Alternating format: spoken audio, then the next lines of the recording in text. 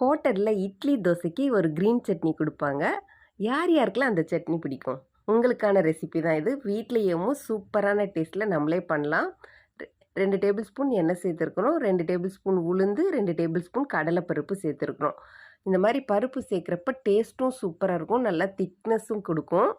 நல்லா செவக்க வறுத்துக்கோங்க. இது கூட ஒரே ஒரு பெரிய வெங்காயம் சேர்த்துருக்குறோம். காரத்துக்கு 3 பச்சை மிளகா, 3 காஞ்ச மிளகா, 5 பல் பூண்டு சேர்த்துருக்குறோம்.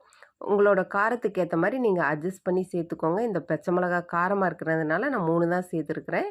உங்களுக்கு காரம் பிடிக்குன்னா எக்ஸ்ட்ரா கூட சேர்த்துக்கலாம்.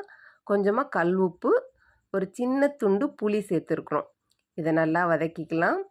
புளிக்கு பதிலாக நீங்கள் ஒரு தக்காளி கூட சேர்க்கலாம். ஆனால் ஹோட்டலில் இந்த க்ரீன் சட்னி புளி சேர்த்து தான் பண்ணுவாங்க. ஒரே ஒரு கப் அளவுக்கு புதினாவும் 1 கப்பு மல்லி இலையும் சேர்த்துருக்குறோம்.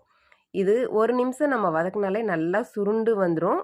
இதை நல்லா மிக்ஸ் பண்ணி விட்டுருங்க. இது நல்லா வதங்கிடுச்சு. இது கூட நல்லா ஆறுனதுக்கப்புறம் 1/2 கப் அளவுக்கு தேங்காய் துருவல் சேர்த்துக்கலாம். நீங்கள் பெரிய வெங்காயத்துக்கு பதிலாக சின்ன வெங்காயம் கூட சேர்த்துக்கலாம். ஆனால் ஹோட்டலில் பெரிய வெங்காயம் சேர்க்குறதுனால தான் அந்த டேஸ்ட் இருக்குது. நல்லா ஆறிடுச்சு. இது கூட 1/2 கப் அளவுக்கு தேங்காய் துருவல் சேர்த்துருக்குறோம். இதை நல்லா மிக்ஸ் பண்ணிவிட்டு நல்லா ஃபைனாக அரைச்சி எடுத்துக்கோங்க. இதுக்கு தாளிக்க போகிறோம். 2 டேபிள் ஸ்பூன் எண்ணெய், 1 டீஸ்பூன் கடுகு உளுந்து.